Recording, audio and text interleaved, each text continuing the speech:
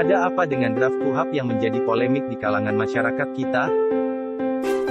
Konsep pembaharuan KUHP sudah dilansir oleh pemerintah dalam bentuk konsep RUU KUHP, tetapi masih terdapat reaksi salah satunya kepolisian. Masih ada perbedaan pandangan antar pemangku kepentingan, terutama mengenai konsep-konsep baru.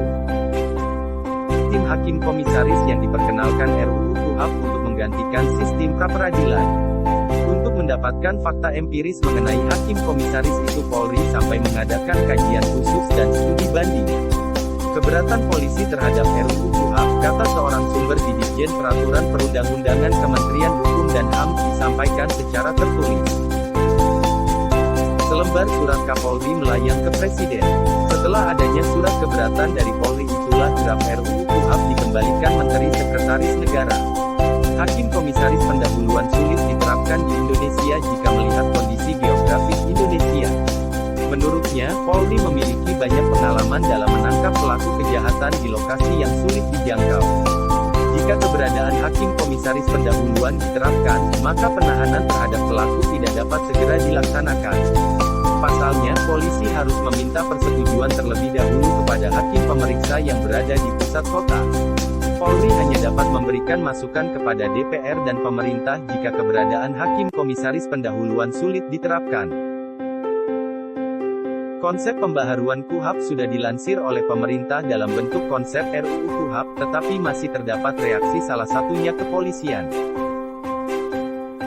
Pembahasan RUU KUHP merupakan prioritas dalam Prolegnas tahun 2011. Salah satu persoalannya yaitu konsep hakim komisaris. Konsep hakim dianggap sukses mengontrol potensi penyalahgunaan kekuasaan oleh kepolisian dan kejaksaan dalam menanggulangi kejahatan di Belanda, Perancis dan Amerika Serikat.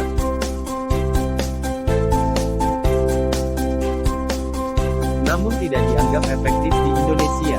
Menurut pandangan Polri, jaksa sering tidak mengerti penyidik pidana umum jauh lebih sulit daripada pidana khusus. Sedangkan menurut jaksa, polisi tidak mengerti bahwa penyidikan pidana khusus jauh lebih sulit dari pidana membutuhkan pengetahuan yang luas. Beberapa substansi yang perlu diubah dalam KUHP. 1. Sistem kontrol lemah. 2. Bolak-balik perkara. 3. Belum ada pembatasan waktu penyelesaian perkara. Alasan mengapa KUHP belum disahkan sebagaimana mestinya, yaitu KUHP harus dibuat sedemikian rupa mengutamakan keadilan bagi masyarakatnya. Banyak kelemahan dan salah konsep dari rancangan KUHP dan KUHP. Rancangan KUHP dan KUHP meniadakan sifat khas dari penanganan pelanggaran HAM yang berat, sebagaimana yang diatur dalam UU Nomor 26 Tahun 2000 tentang Pengadilan HAM. Lalu bagaimana pelanggaran HAM yang tidak dilakukan secara sistematis dan atau terencana?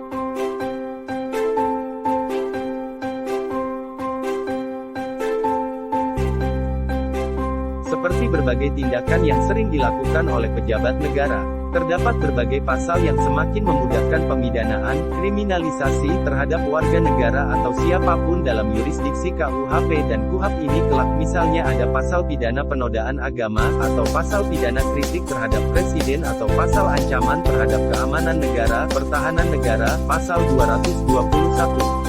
Pada rancangan KUHP tidak tegas bagaimana menjawab persoalan bolak-balik berkas pelanggaran HAM yang berat.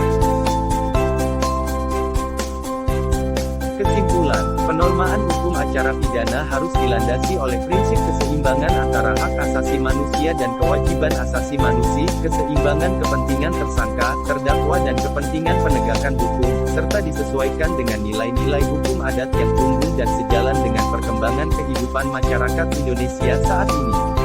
Perlu adanya perubahan yang dilakukan agar implementasi di negara kita dapat terlaksana dengan baik.